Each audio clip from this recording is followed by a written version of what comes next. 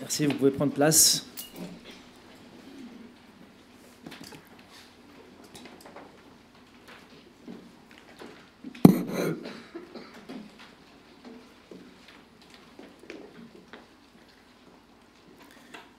Ouvrez vos Bibles dans Actes chapitre 2 ce matin. Actes chapitre 2. La semaine dernière, après le culte, il y a quelqu'un qui m'a posé la question si j'avais déjà fait une série sur le livre des Actes. Et je dis non, je n'avais jamais fait une série sur le livre des Actes, mais ça ne veut pas dire qu'il n'y a pas des passages que ça fait longtemps que je voulais un jour prêcher ou exposer. Et le passage d'aujourd'hui, on est l'un d'eux. Acte 2. C'est un passage important, je pense, un jour où il y a beaucoup de confusion dans le monde chrétien par rapport au parler en langue. Accompagnez-moi dans la lecture, Acte 2, et on va lire presque tout le chapitre jusqu'au verset 41. Ça fait un gros morceau, mais il faut qu'on avance si on ne veut pas que cette série dure trop longtemps. Donc on va lire Acte 2, verset 1 à 41. Quand le jour de la Pentecôte arriva, ils étaient tous ensemble au même endroit. Tout à coup, il vint du ciel un bruit comme celui d'un vent violent qui remplit toute la maison où ils étaient assis. Des langues qui semblaient de feu leur apparurent, séparées les unes des autres, et elles se posèrent sur chacun d'eux. Ils furent tous remplis du Saint-Esprit et se mirent à parler en d'autres langues, comme l'Esprit leur donnait de s'exprimer. Or, il y avait en séjour à Jérusalem des Juifs, hommes pieux venus de toutes les nations qui sont sous le ciel. À ce bruit, ils accoururent en foule et ils furent stupéfaits parce que chacun les entendait parler dans sa propre langue. Ils étaient tous remplis d'étonnement et d'admiration et ils se disaient les uns aux autres : « Ces gens qui parlent ne sont-ils pas tous galiléens ? Comment se fait-il que nous les entendions chacun dans notre propre langue, dans notre langue maternelle ? Parthes, Mèdes, Élamites, habitants de la Mésopotamie, de la Judée, de la Cappadoce, du Pont, de l'Asie, de la Phrygie, de la Pamphylie, de l'Égypte, du territoire de la Libye voisine, de Cyrène et résidents venus de Rome, juifs de naissance ou par conversion, crétois et arabes, nous les entendons parler dans notre langue des merveilles de Dieu. Tous remplis d'étonnement et ne sachant que penser, ils se disaient les uns aux autres : « Qu'est-ce que cela veut dire ?» Mais d'autres se moquaient et disaient : « Ils sont pleins de vin doux. » Alors Pierre, debout avec les 11 apôtres, s'exprima d'une voix forte en ces termes : « Hommes de Judée, et vous tous qui séjournez à Jérusalem, comprenez ce qui se passe et prêtez l'oreille à mes paroles. Ces gens ne sont pas ivres comme vous le supposez, car il est 9 heures du matin. Mais maintenant se réalise ce qu'a dit le prophète Joël. Dans les derniers jours, dit Dieu, je déverserai de mon esprit sur tout être humain. Vos fils et vos filles prophétiseront. Vos jeunes gens auront des visions et des rêves. Oui, sur mes serviteurs et sur mes servantes, durant ces jours-là, je déverserai de mon esprit et ils prophétiseront. Je ferai des prodiges en haut dans le ciel et des signes miraculeux en bas sur la terre, du sang, du feu et une vapeur de fumée. Le soleil se changera en ténèbres et la lune en sang avant l'arrivée du jour du Seigneur, de ce jour grand et glorieux. Alors toute personne qui fera appel au nom du Seigneur sera sauvée. Israélites, écoutez ces paroles. Dieu vous a désigné Jésus de Nazareth en accomplissant par lui, au milieu de vous, des miracles, des prodiges et des signes, comme vous le savez vous-même. Cet homme vous a été livré, suivant le projet défini et la prescience de Dieu. Vous l'avez arrêté, vous l'avez fait mourir sur une croix par l'intermédiaire d'hommes impies. Mais Dieu a brisé les liens de la mort, il l'a ressuscité, parce qu'il n'était pas possible qu'elle le retienne. En effet, David dit à propos de lui : « Je voyais constamment le Seigneur devant moi, parce qu'il est à ma droite, afin que je ne sois pas ébranlé. C'est pourquoi mon cœur est dans la joie et ma langue dans l'allégresse. Même mon corps reposera avec espérance, car tu n'abandonneras pas mon âme au séjour des morts. Tu ne permettras pas que ton sein connaisse la décomposition. Tu m'as fait connaître les sentiers de la vie. Tu me rempliras de joie par ta présence. Mes frères, qu'il me soit permis de vous parler en toute franchise au sujet du patriarche David. Il est mort, il a été enseveli, et son tombeau existe encore aujourd'hui parmi nous. Or, il était prophète et il savait que Dieu lui avait juré par serment de faire surgir le Messie, un de ses descendants, pour le faire asseoir sur son trône. C'est donc la résurrection du Christ qu'il a prévue et annoncée en disant qu'il ne serait pas abandonné au séjour des morts et que son corps ne connaîtrait pas la décomposition. C'est ce Jésus que Dieu a ressuscité, nous en sommes tous témoins. Élevé à la droite de Dieu, il a reçu du Père le Saint-Esprit qui avait été promis, et il l'a déversé comme vous le voyez et l'entendez maintenant. David, en effet, n'est pas monté au ciel, mais il dit lui-même, « Le Seigneur a dit à mon Seigneur, assieds-toi à ma droite, jusqu'à ce que j'aie fait de tes ennemis ton marchepied. » Que toute la communauté d'Israël sache donc avec certitude que Dieu a fait Seigneur et Messie ce Jésus que vous avez crucifié. Après avoir entendu ce discours, ils eurent le cœur vivement touché et dirent à Pierre et aux autres apôtres, « Frères, que ferons-nous » Pierre leur dit, « Changez d'attitude et que chacun de vous soit baptisé au nom de Jésus-Christ pour le pardon de vos péchés, et vous recevrez le don du Saint-Esprit. En effet, la promesse est pour vous, pour vos enfants, et pour tous ceux qui sont au loin, en aussi grand nombre que le Seigneur notre Dieu les appellera. » Et par beaucoup d'autres paroles, il rendait témoignage et les encourageait en disant, « Sauvez-vous de cette génération pervertie. » Ceux qui acceptèrent sa parole furent donc baptisés, et ce jour-là, le nombre des disciples augmenta d'environ 3000 personnes. Accompagnez-moi dans la prière.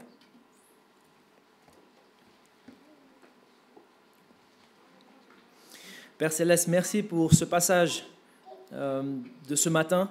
Et je te prie qu'on puisse tirer l'instruction que toi tu le veux, que toi tu sois élevé et que tu sois glorifié par l'exposition de ta parole ce matin. Amen. Du miraculeux à Christ. C'est le titre que j'ai donné au message de ce matin. J'ai donné ce message par rapport à la façon dont Pierre passe d'un événement miraculeux à parler du Christ. Alors, on va en parler, mais d'abord, mettons un peu les choses dans leur contexte. Le jour si attendu des disciples est arrivé, le jour de la Pentecôte. Ce jour que Jésus avait dit « Attendez à Jérusalem jusqu'à recevoir l'Esprit » est arrivé, ce jour qu'annonçaient aussi les prophètes dans l'Ancien Testament. Le texte nous dit que c'était la Pentecôte, évidemment, c'est la Pentecôte juive. Il s'agissait d'une des fêtes importantes du calendrier juif. C'était une fête agricole et religieuse en même temps. C'est une fête pour l'Éternel, mais qui se basait sur le calendrier agricole. C'était une fête qui célébrait la première récolte, la récolte du blé durant le printemps. C'est en hébreu Shavuot. C'était une fête très importante parce que ça faisait partie des 3 fêtes pour lesquelles les hommes devaient monter à Jérusalem. Deutéronome 16 dit ceci, ce qui est à l'écran. 3 fois par an, tous les hommes parmi vous se présenteront devant l'Éternel ton Dieu à l'endroit qu'il choisira, à la fête des pains sans levain, Pessah, la fête des semaines, ça c'est la Pentecôte juive, Shavuot, et la fête des tentes, Sukkot. Alors, vous pouvez imaginer, Jérusalem est pleine de monde, pleine de juifs pieux voulant obéir à Dieu et qui font cet effort, qui quittent l'endroit d'où ils sont pour se rencontrer à Jérusalem. Certains historiens disent que la population de Jérusalem quadruplait à ce moment de l'année. Donc, je ne sais pas à quoi comparer cela. Peut-être Paris pendant les JO, plein de monde. Les habitants de Jérusalem qui en ont ras-le-bol, qui n'arrivent pas à circuler avec leurs ânes, mais beaucoup de monde. Pendant que les disciples étaient réunis ensemble ce jour, soudainement, un bruit comme celui d'un vent violent commence, et des choses comme des langues de feu se posent sur chacun des disciples ou des apôtres réunis. Le texte ne dit pas s'il est question des 12 ou des 120. Quand on a fini la semaine dernière, on a parlé de 120 disciples. Certains pensent que c'est en fait que les 12 qui ont reçu ces langues et qui parlaient en langue. On ne sait pas trop. Moi, je ne m'étais jamais fait la question, posé cette question. Mais c'est possible en effet que ce soit uniquement les 12. Le texte dit qu'ils étaient tous galiléens. Est-ce que tous les 120 étaient galiléens? On ne sait pas. Le texte dit qu'ils étaient réunis dans une maison. Et les historiens disent que les maisons, à l'époque, peut-être une grande salle pouvait contenir 50, 60 personnes, mais 120 personnes, ça serait plus dur. Peut-être le reste était en bas de la maison. On ne sait pas trop. Était-ce les 12 ou les 120 qui ont commencé à parler en langue? Mais ce n'est pas l'important. L'important, c'est ce qui se passe. Donc, quand les habitants de Jérusalem entendent ce bruit, ils se dirigent vers cette maison où étaient les disciples. Et là, c'est l'étonnement. C'est la surprise totale. Ils entendent raconter les puissants actes de Dieu dans leur langue maternelle.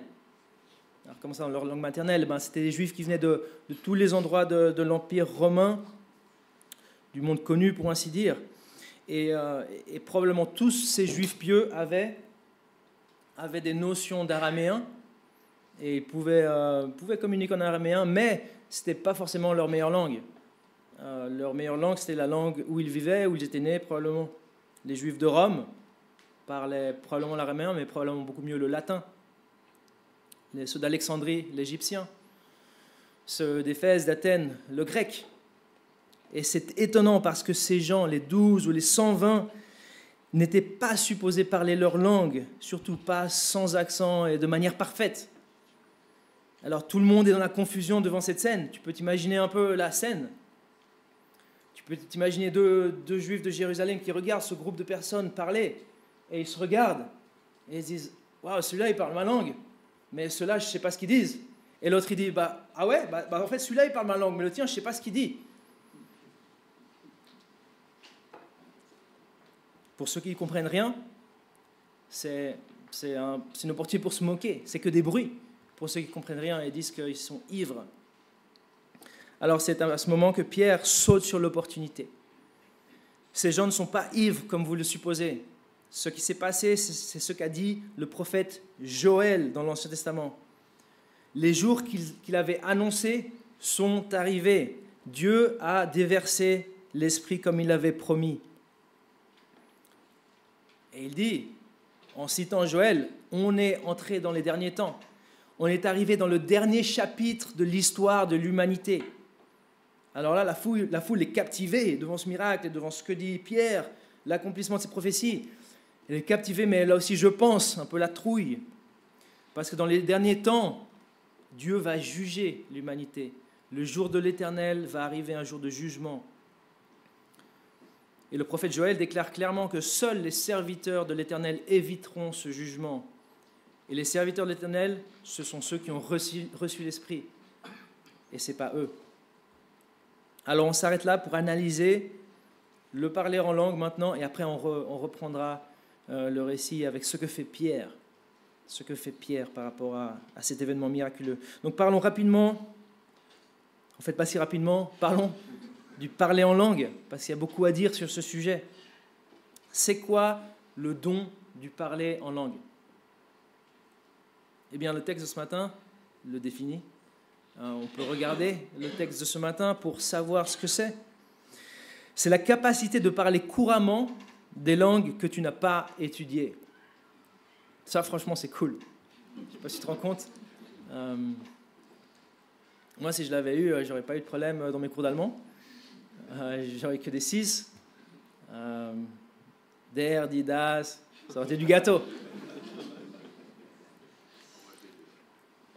En fait, pour être un peu plus précis, le don du parler en langue, pardon, ça c'était une image pour montrer un peu d'où venaient tous ces peuples, tout l'Empire romain. Pour être plus précis, le parler en langue, c'est cela, c'est ce que vous avez sur l'écran là.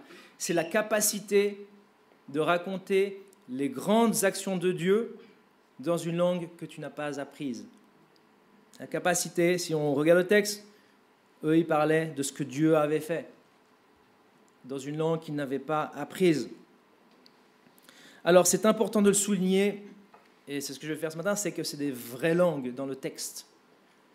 Regarde le verset 4 de nouveau. Verset 4. Ils furent tous remplis du Saint-Esprit, et ils se mirent à parler en d'autres langues, comme l'Esprit leur donnait de s'exprimer. Ça ne s'arrête pas là. Verset 6, regarde le verset 6 avec moi. On est en train de voir que c'est des vraies langues. Verset 6, à ce bruit, ils accoururent en foule et ils furent stupéfaits parce que chacun les entendait parler dans sa propre langue. Et verset 8, c'est répété. Comment se fait-il donc que nous les entendions chacun dans notre propre langue, notre langue maternelle? On est en train de parler de vraies langues. Alors je me répète, mais c'est important parce que ce qu'on entend dans certains milieux chrétiens, ce n'est pas des vraies langues. Des chercheurs chrétiens et non chrétiens se sont penchés sur le phénomène et ont analysé. Et ils ont conclu que ce qui se passe dans certains groupes pentecôtistes ne sont pas des langues existantes, des vraies langues. Les linguistes, en fait, appellent cela la glossolalie. Et ils remarquent quelque chose, ces linguistes, quelque chose qui, à mon avis, doit nous faire réfléchir. Ils remarquent que ce phénomène se trouve en dehors de cercles chrétiens aussi, pas uniquement dans le christianisme. Donc le don du parler en langue, c'est la capacité de raconter les grandes actions de Dieu dans une langue que tu n'as pas apprise. Et maintenant, je veux mettre l'accent sur le mot « parler ». Parler. Ce n'est pas la capacité d'entendre quelque chose dans ta langue alors que le message est dans une autre langue. Ça, il y a une différence là. Ce n'est pas la capacité de pouvoir écouter en français quelque chose qui est dit dans une autre langue. C'est le don des langues, ce n'est pas le don de l'oreille. Je sais que ça fait rigoler, mais je le dis parce que certains pensent que le disciple parlait un seul langage et que chacun entendait sa propre langue. Intéressant, non, comme interprétation? Moi, je trouve que c'est intéressant. Certains disent que les disciples parlaient un seul langage et que chacun entendait sa propre langue maternelle. Ils disent, ils se basent sur les versets 6 et 8 du mot « entendre ». On a lu ces versets 6 et 8. À ce bruit, ils accoururent en foule et ils furent stupéfaits parce que chacun les entendait. Et mettre l'accent, c'est au niveau de l'écoute qu'est le miracle. Mais le mot « entendre » n'est pas un bon argument pour le point de vue que les disciples parlaient un seul langage et que chacun entendait sa propre langue. Il y a de très bonnes raisons pour réfuter cette compréhension du don du parler en langue. Premièrement, le verset 4 qu'on a lu dit que les disciples furent remplis du Saint-Esprit et se mirent à parler d'autres langues plurielles. Regarde le verset 4, d'autres langues plurielles. Ce n'est pas un seul langage que chacun entendait en sa propre langue. Il parlait d'autres langues plurielles. Il y avait plusieurs langues qui étaient parlées.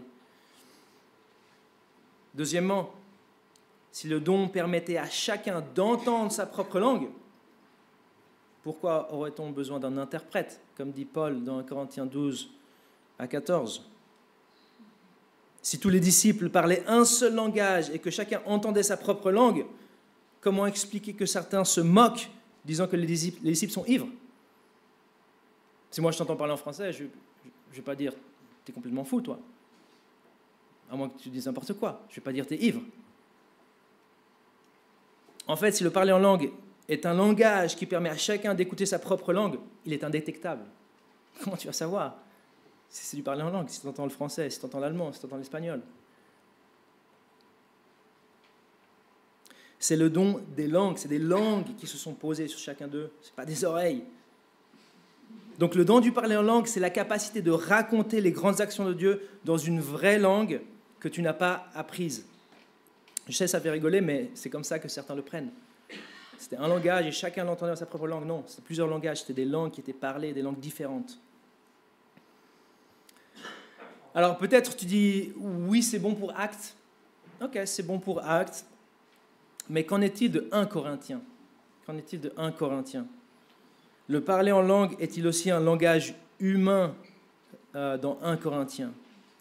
Ne s'agit-il pas d'une langue divine dans 1 Corinthiens ou angélique? Le parler en langue de 1 Corinthiens n'est-il pas différent de celui des premiers chrétiens ici dans Acte 2 au jour de la Pentecôte? Alors la majorité des théologiens charismatiques, en effet, pensent qu'il existe 2 dons du parler en langue dans la Bible, 2 dons différents. Ça, peut-être tu ne le sais pas. Pour eux, ce qu'on lit dans 1 Corinthiens, l'autre passage où il est question du parler en langue, il y a deux passages fondamentaux qui parlent du parler en langue de la Bible, 1 Corinthiens et Acte 2 qu'on lit ce matin. Pour certains, ce qu'on lit en 1 Corinthiens, l'autre passage, c'est un phénomène différent. Ils pensent que, bien qu'en Acte 2, ils reconnaissent que c'est des vraies langues, des langues humaines, ils disent, oui, mais dans 1 Corinthiens, c'est un don différent, c'est pas exactement la même chose qui s'est passée. Selon eux, le texte pointe à un parler en langue qui est différent de celui énoncé par Luc. Moi, j'ai l'impression que cette position provient de vouloir trouver coûte que coûte ce qu'on voit, ce qu'on observe dans la Bible. Mais je peux me tromper. Mais bon, si je me trompe, je suis en bonne compagnie. Il y a beaucoup de théologiens qui pensent comme ça. Je crois qu'une des questions fondamentales qu'on doit se poser, c'est le parler en langue de 1 Corinthiens est-il vraiment différent du parler en langue des premiers chrétiens? Celui des premiers chrétiens, on l'a vu, c'est des vraies langues. Y a-t-il vraiment deux parlers en langue différents dans la Bible? Et j'ai posé cette question. Je pense que c'est vraiment les questions fondamentales à se poser au final. Je ne pense pas que ça soit deux parlers en langue différents. Et je donne des raisons dans un article que j'ai écrit durant mes études, qui est disponible en ligne. Mais d'autres le font beaucoup mieux, et je peux vous diriger vers certaines sources si vous êtes intéressés. Donc pour résumer et expliquer un peu différemment, pour résumer et expliquer différemment ce que je viens de vous dire sur le parler en langue, je vais vous dire la chose suivante. Moi, je parle en langue, mais je n'ai pas le don du parler en langue.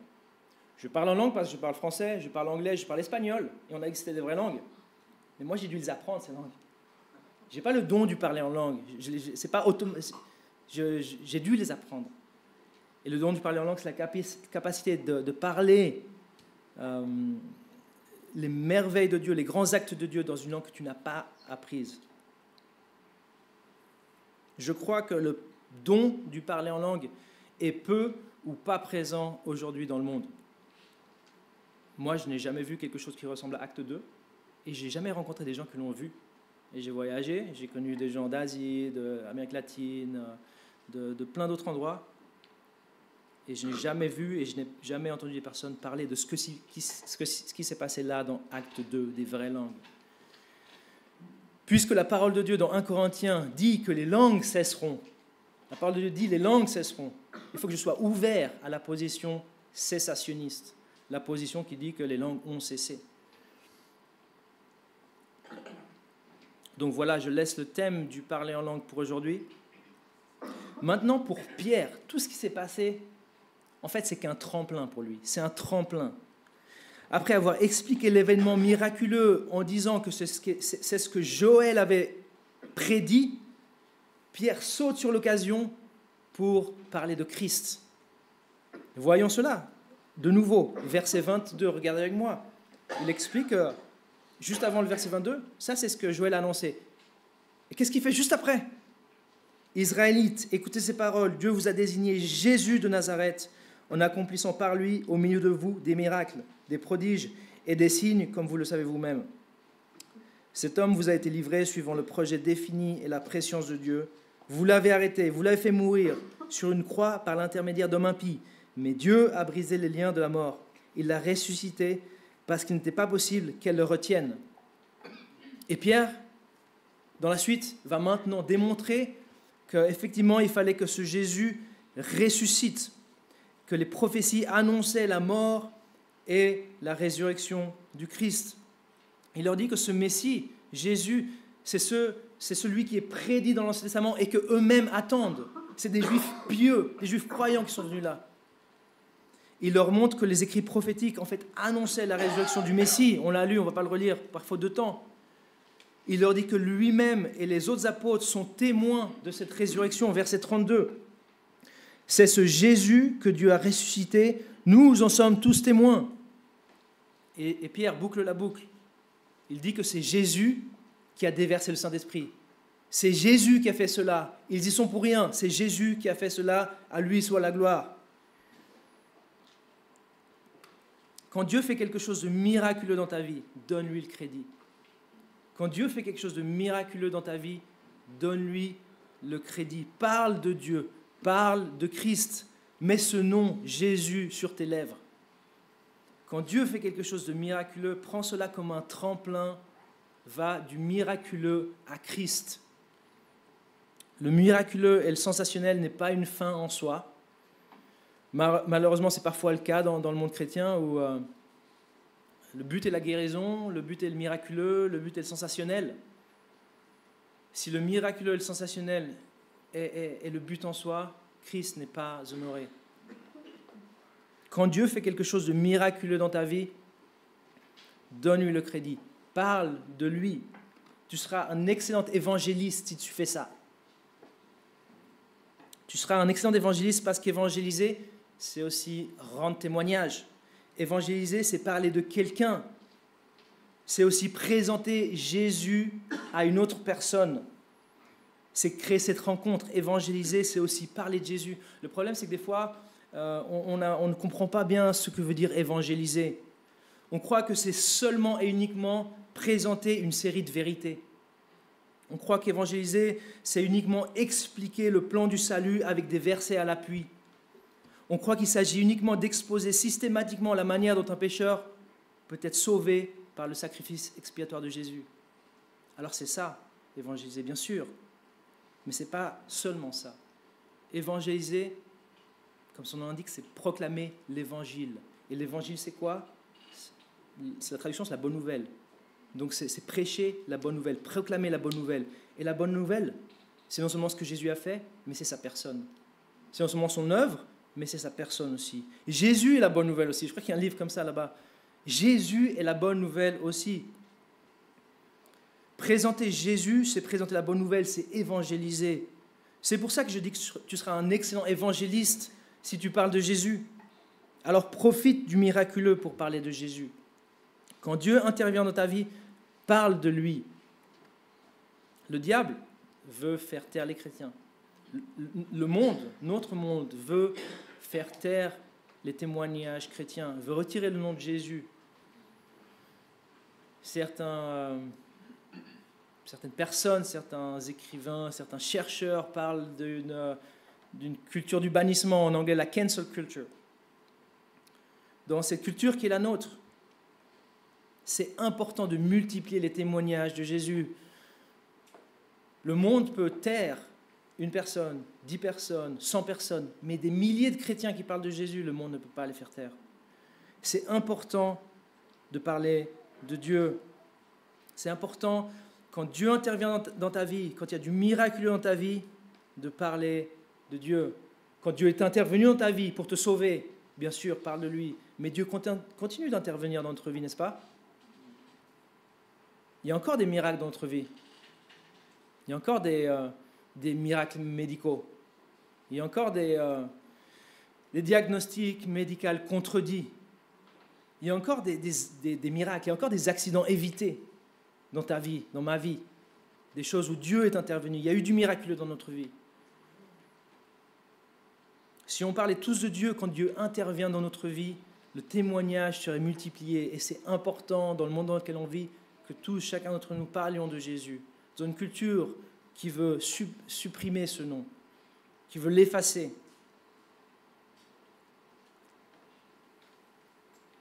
Alors Pierre, il va très fort. Il dit à ces Juifs qui l'écoutent que c'est eux qui ont crucifié Jésus. Ils étaient coupables, tout comme ces chefs religieux et ces Romains. Ils ne se sont pas opposés à la crucifixion de Jésus. Au contraire, ils ont dit que son sang retombe sur nous et sur nos enfants. Mais quand ils ont compris qu'ils avaient tué le Messie, ils ont été vivement touchés, dit le texte. Dans l'original, c'est dit qu'ils ont été percés au cœur. Ils ont compris leur erreur et ont demandé aux apôtres, « Que ferons-nous » Ils ont reconnu leur culpabilité, ils ont reconnu qu'ils étaient perdus, à moins que quelqu'un leur indique comment être pardonné. Et toi qui écoutes ce matin, est-ce que tu reconnais ta nécessité? Est-ce que tu reconnais tes fautes? Tu ne peux pas être accusé d'avoir tué Jésus, mais tu as tes propres péchés, tu as tes propres fautes, tu as tes propres choses cachées. Toi aussi, tu es coupable devant Dieu. Ce n'est pas moi qui le dis, c'est la Bible qui le dit. Tous, on est coupables devant Dieu. Et Dieu ne va pas fermer l'œil à tes péchés. Dieu ne va pas fermer l'œil à tes péchés cachés. La Bible dit, on ne se moque pas de Dieu. Ce qu'un homme aura semé, il le récoltera aussi. J'espère que tu reconnais ta nécessité. J'espère que tu es assez courageux pour cela, comme ces Juifs pieux qui ont écouté Pierre. Si tu te reconnais comme fautif, Dieu ne va pas t'enfoncer. Dieu ne va pas t'enfoncer si tu te reconnais comme fautif devant lui. Si tu viens à lui, Dieu ne va pas t'enfoncer, il va te relever. Dieu va te donner la solution à tes fautes. Et c'est la solution que Pierre donne ici à ces Juifs venus de tout lieu de l'Empire. Il leur dit, il demande, que ferons-nous? Et Pierre leur dit, changez d'attitude et que chacun de vous soit baptisé au nom de Jésus-Christ pour le pardon de vos péchés et vous recevrez le don du Saint-Esprit. Si tu veux le pardon de tes péchés, repens-toi et sois baptisé au nom de Jésus. Tu dois faire demi-tour. Se changer d'attitude, c'est ce que Louis II traduisait, repentez-vous. C'est un changement drastique, c'est un 180 degrés. Tu dois faire demi-tour et suivre Jésus. Tu dois aller à Jésus. Si tu fais cela, tu auras tes péchés pardonnés. Jésus dit, je ne mettrai pas dehors celui qui vient à moi. Je ne mettrai pas dehors celui qui vient à moi. Alors pour les fondus de théologie, petite parenthèse maintenant, il est question de foi ici, même si le mot foi n'apparaît pas. Il est question de foi, parce que la repentance et la foi, c'est les deux faces d'une même pièce de monnaie. Tu ne peux pas te repentir sans croire au message et sans croire en Jésus. Il est question de foi aussi. Alors je reviens, Jésus ne va pas rejeter celui qui vient à lui, mais il faut venir en ces termes. Il faut venir en ces termes. Il faut venir à lui reconnaissant tes fautes. Il faut venir à lui désolé pour celles-ci. Il faut venir à lui avec la volonté de les abandonner. Comme ces personnes-là qui écoutaient Pierre. Avant la restauration, la confession. Il y a un proverbe qui dit « Celui qui cache ses transgressions ne prospère pas, mais celui qui les avoue et les délaisse obtient miséricorde. » Il faut venir en ces termes, désoler tes fautes, les confessant, voulant les délaisser, les avouer. Es-tu quelqu'un qui avoue tes fautes? Es-tu quelqu'un qui reconnaît tes péchés? Moi, je viens d'arriver dans cette église et je ne sais pas trop où tu en es avec Christ. Je ne sais pas si un jour Christ est arrivé dans ta vie, si tu l'as reçu dans ton cœur. Je ne sais pas si tu t'es rendu compte de ta culpabilité, comme ces Juifs du 1er siècle. Je ne sais pas si tu as confessé tes fautes. Je ne sais pas si tu as reconnu Jésus comme roi des rois et roi dans ta vie. Parce que Messie, ça veut dire ça avant tout. Messie, ça veut dire roi. Ça veut dire roi avant tout. Évidemment, les prophètes, les sacrificateurs étaient oints d'huile, d'où vient le mot Christ, Messie. Mais c'est premièrement et surtout les rois qui étaient oints. Et quand on parle du Messie, on parle d'un roi premièrement, bien qu'il était aussi sacrificateur et prophète. Est-ce que Jésus est le roi dans ta vie? Si tu n'as pas fait, si tu n'as pas reçu Jésus comme roi dans ta vie, fais-le. Demande à Jésus de te pardonner. Fais-le aujourd'hui. Pourquoi veux-tu attendre? Tu auras tes péchés pardonnés. Tu auras tes péchés pardonnés et tu recevras le don du Saint-Esprit. C'est quoi ça? Dieu va venir habiter en toi.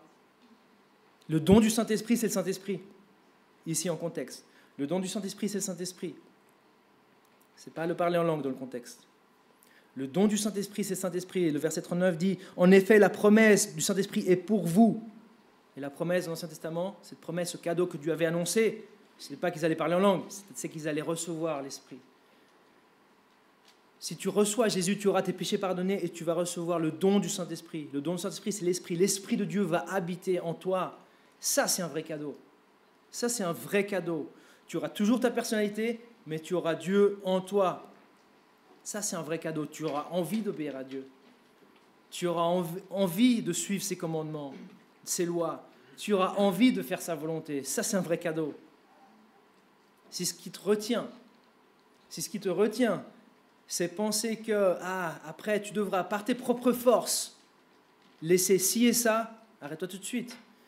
Si ce qui te retient, c'est que tu vas croire que par ton propre effort, tu devras changer ta vie. Ne pense pas à cela. Dieu va faire venir habiter son esprit en toi. Il va t'aider. Il va te donner le don du Saint-Esprit. Ce qu'il va te demander, il va aussi t'aider. Il va te donner le Saint-Esprit pour t'aider. Alors ça ne va pas être tout facile. Il y aura un combat en toi. Mais tu auras cette nouvelle nature qui veut faire le bien, qui veut faire ce que Dieu demande. Reçois Jésus et tu recevras le don de l'Esprit pour obéir à Dieu.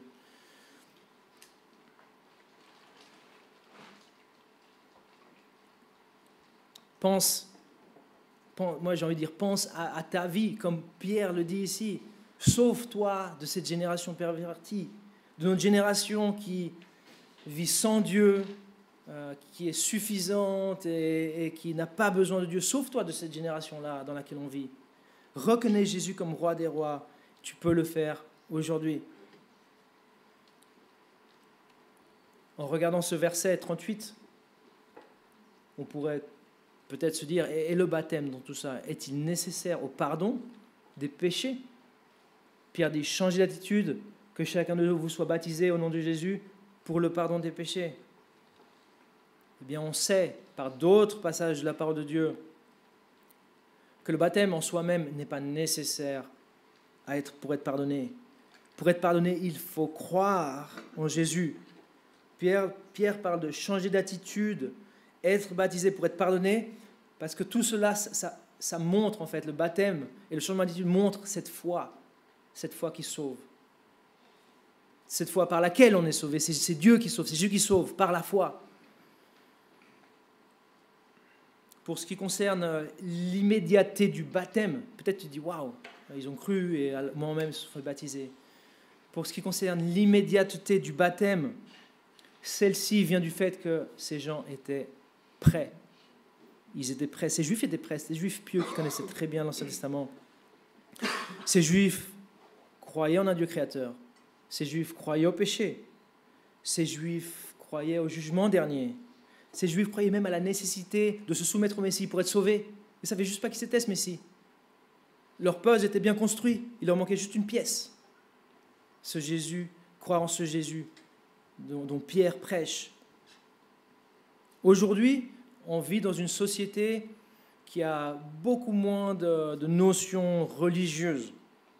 La plupart des gens ont des connaissances très basiques ou inexistantes de ces vérités-là dont j'ai mentionné. Un Dieu créateur, homme fait à son image, homme et femme fait à son image, le péché, la nécessité de se repentir, un jugement dernier. La plupart des gens aujourd'hui ont des connaissances très basiques ou inexistantes de ces vérités. Ce n'est pas mauvais de t'assurer que tu comprends bien les dimensions de ton salut. C'est mieux de ne pas précipiter les choses dans ta vie. Tu n'es pas obligé de te précipiter. Je répète, ces gens-là étaient prêts. C'était des Juifs religieux. Il leur manquait juste savoir qui est ce Messie. Alors je m'arrête là pour aujourd'hui. Je voulais au début, quand j'avais réfléchi à cette prédication, parler des versets 42 et suivants. Mais par faute de temps, on va les laisser. Peut-être qu'on aura l'occasion de parler de cela ce mercredi. On a une semaine un peu particulière et peut-être on aura l'occasion de parler de ce passage-là, de cette vie communautaire de l'Église. Mais on va s'arrêter là aujourd'hui. Et il y a tellement plus de choses à dire sur ce passage. Il y a toute une symbolique qu'on n'a pas eu le temps de parler. C'est ce feu. Toute une symbolique qui fait référence à l'Ancien Testament aussi. Il y a plein de choses qu'on n'a pas pu adresser. Est-ce que tous les chrétiens doivent parler en langue? On laissera ça pour plus tard. Par rapport à cette prophétie de Joël, on l'a lu ensemble. Il n'y a pas tout qui a été accompli. Il y a beaucoup plus de choses à discuter, mais on va s'arrêter là. Et je veux juste mettre l'accent sur ce qu'on a vu tout à l'heure. Quand un miracle est évident pour tous, c'est l'occasion de proclamer Christ, c'est l'occasion de parler de Jésus. Quand un miracle est évident pour tous dans ta vie, parle de Jésus. Quand les gens voient un miracle dans ta vie, ils ont une raison objective de t'écouter. Ils se doivent de prêter attention à ce que toi tu dis. Ils se doivent de t'écouter, ils sont un peu captifs, prisonniers. Ne perds pas cette opportunité. Pierre l'a saisie. Il y a quelque chose de miraculeux qui s'est passé. Ok, on explique, ça c'est ce qu'a dit Joël. Mais Christ, qu'est-ce que tu vas faire avec Christ? Parle de Jésus quand quelque chose de miraculeux se passe dans ta vie. Alors je sais que ce n'est pas forcément facile du jour au lendemain de parler de Jésus, de Dieu, avec des gens que tu ne connais pas. Quand quelque chose de miraculeux arrive dans ta vie, ce n'est pas forcément facile. Peut-être tu peux commencer avec des gens de confiance, avec ta famille, avec tes enfants, avec tes parents, des gens de confiance. Tu peux dire, regarde, Dieu a fait ça dans ma vie. Jésus est intervenu, j'avais du souci par rapport à ça, Dieu m'a aidé. On peut commencer par là. Et l'habitude va se faire de parler de Jésus quand quelque chose de miraculeux arrive dans notre vie. Le monde a besoin de ce témoignage. Et les miracles de Dieu dans ta vie, ils ne sont pas là juste comme une fin en soi. Dieu veut être glorifié par ceci. Et c'est une opportunité pour parler de lui. On va prier. Pour finir. Seigneur, merci pour ta bonté envers nous. Merci pour ce don de l'Esprit. Parce que si on croit en toi, si on se tourne vers toi, tu nous donnes ton Esprit. Si on vient en tes termes, se reconnaissant coupable, désolé pour nos fautes, en les délaissant, tu nous aides et tu viens faire habiter ton esprit en nous. Quel cadeau! Merci même pour des fois ce combat à l'intérieur entre ce que veut l'esprit et ce que veut notre vieil homme, notre homme pécheur. Même ce combat est garant d'une vie transformée, de la vie éternelle. Merci même pour ce combat des fois. Seigneur, merci pour cet exemple de Pierre que l'on peut suivre, parler de toi quand il y a du miracle dans notre vie. Aide-nous à le faire, aide-nous à prendre ces opportunités que tu nous donnes quand tu interviens de manière miraculeuse dans notre vie et quand tu es intervenu le jour où nous avons cru en toi. Seigneur, tu vois aussi, on n'en a pas trop parlé, mais ces derniers temps qui sont arrivés et ce moment, à la fin des derniers temps où tu vas juger cette humanité. Et s'il y a bientôt 2000 ans, on parlait déjà de ce temps où tu allais juger, eh bien, combien plus maintenant on devrait en parler? Parce que ce temps s'approche. Je te prie, Seigneur, s'il y a quelqu'un ici qui ne te connaît pas, qu'il puisse avoir ce courage de reconnaître ses fautes, de se tourner vers toi, car tu es ce Dieu-là qui donne miséricorde à celui qui avoue et délaisse ses fautes et qui ne laisse pas cette personne seule, mais qui vient habiter en lui. Seigneur, aide-nous, accompagne-nous cette semaine et je te prie que tes paroles fassent leur effet dans notre vie. Amen.